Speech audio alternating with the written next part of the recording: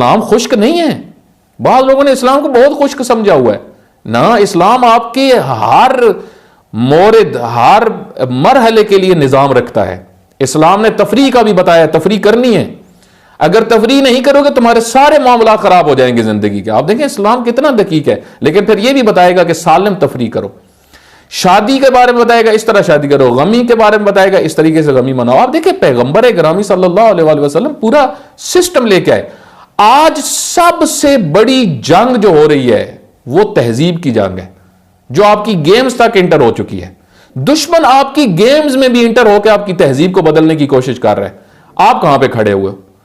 آپ تو اپنی مسجد میں اپنی تہذیب کو نہیں ڈال سکے، آپ تو اپنی مسجد میں اپنی تہذیب کو نہیں لے کے آ سکے، اور انہوں نے اپنی گیمز کے اندر اپنی تہذیب جو شیطانی ہے اس کو انٹر کر دی. تو مومن وہ ہوتا ہے کہ جو مزاحمتی ہوتا ہے، مزاحمت کرتا ہے. میں آپ کی خدمت میں عرض کرتا ہوں، آپ دیکھیں